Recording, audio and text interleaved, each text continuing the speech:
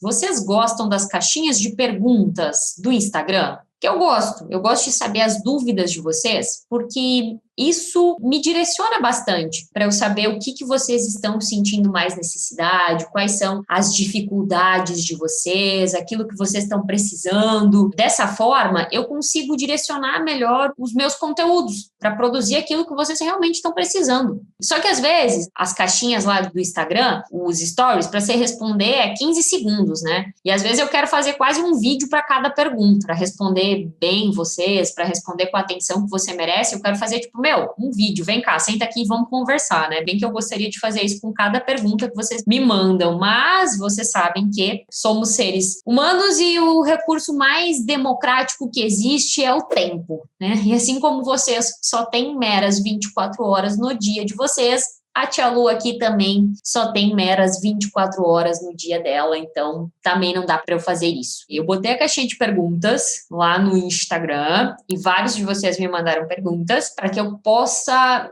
explanar um pouco melhor, para que a gente possa se aprofundar um pouco melhor nelas, tá? O que eu fiz, gente? Eu fiz isso aqui, ó. Eu escrevi a pergunta de cada um de vocês aqui e eu vou ir sorteando para a gente ser bem democrático, para eu não correr o risco de responder de um e não responder o de outro. Ó, vamos lá, primeira pergunta. Essa pergunta, tiveram duas pessoas que mandaram perguntas similares, a pergunta do Marcel e também da Daniele. Por que é tão difícil se controlar? A autossabotagem bate muito forte, porque muito do nosso comportamento, ele é oriundo daquilo que está no nosso subconsciente, naqueles padrões automáticos de resposta que a gente tem no nosso subconsciente. Sabe quando você age de forma automática, que você nem pensa? Por exemplo, quando você bota a mão numa superfície que está quente, você nem pensa, eu preciso tirar a minha mão daqui porque essa superfície está quente, eu corro o risco de me queimar. Você não pensa isso. Você age de uma maneira instintiva, o quê? Tirando logo a sua mão daquilo ali. Por quê? Porque o seu cérebro entende que se você permanecer naquela situação com a sua mão nessa superfície que está quente, isso vai te causar dor, vai te causar sofrimento, vai te prejudicar. E para sua continuidade como ser humano, para sua sobrevivência, você precisa tirar sua mão dali. Isso é um padrão automático de resposta. E aí, toda vez que a nossa mente interpreta alguma coisa como uma ameaça, como um perigo, ela acaba acionando esses mecanismos de respostas automáticas que a gente tem gravado no nosso subconsciente. Por que é tão difícil a gente se controlar?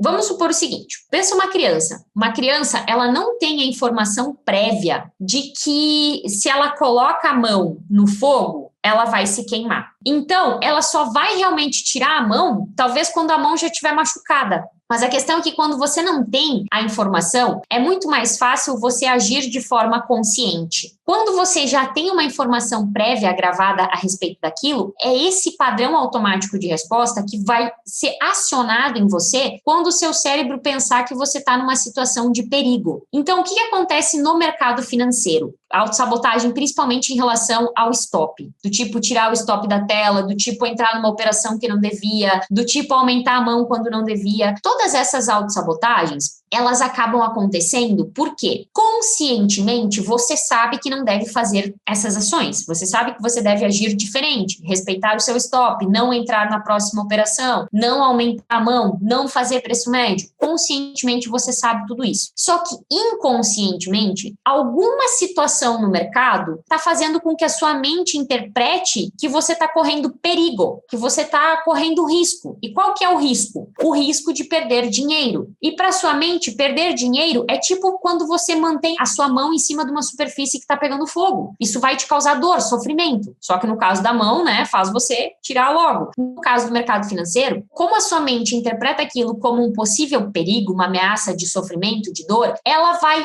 entrar com respostas automáticas que já estão gravadas no seu subconsciente para que você haja de alguma maneira que vá te levar a evitar a perda. O problema é que essa maneira está gravada errada no seu subconsciente. A maneira que está gravada no seu subconsciente é fazer preço médio, tentar recuperar o prejuízo logo em seguida, é fazer qualquer coisa a qualquer custo. Então, você se auto-sabota tanto, você tem essa dificuldade tão grande de se controlar por conta das informações que estão gravadas no seu subconsciente, principalmente em relação à perda de dinheiro e em relação a errar. Então, para você parar de se auto-sabotar e conseguir se controlar, você tem que ressignificar o que você interpreta como perda financeira e o que você interpreta como erro, errar no mercado financeiro. Se você conseguir mudar a forma como você vê as perdas financeiras, vê que as perdas financeiras controladas é o certo a ser feito, vê que pode perder dentro do plano, e você mudar o que significa errar uma operação, que não tem problema nenhum errar, se você promover essas duas mudanças, você vai ver que você vai parar de se auto-sabotar. Vai reduzir drasticamente o quanto você se auto-sabota no mercado. E a Angélica me perguntou assim: meu maior problema é quando a operação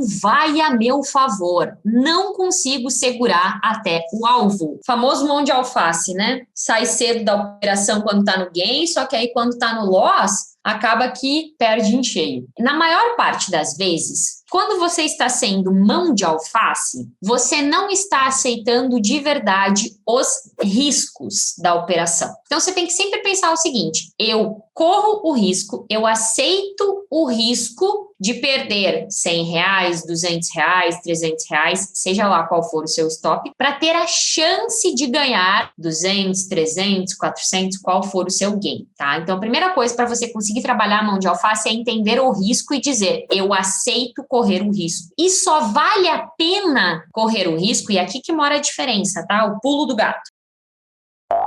Só vale a pena correr o risco de perder R$100 se for para ganhar 200, 300, 400, seja lá qual for o seu alvo. Mas pensar dessa maneira: só vale a pena correr esse risco se for para ganhar mais. Ou eu ganho 200 ou eu perco 100. Tá, Luana, beleza, essa parte eu entendi. Mas na prática, como é que eu vou fazer? O que eu posso fazer na prática para conseguir alongar o trade? Respira, porque geralmente quando você tá com isso, primeiro, aversão à perda, outro fator, ansiedade. Então é o seguinte: controla o seu estado emocional alterado nesse momento. Respire e deixa o trade andar.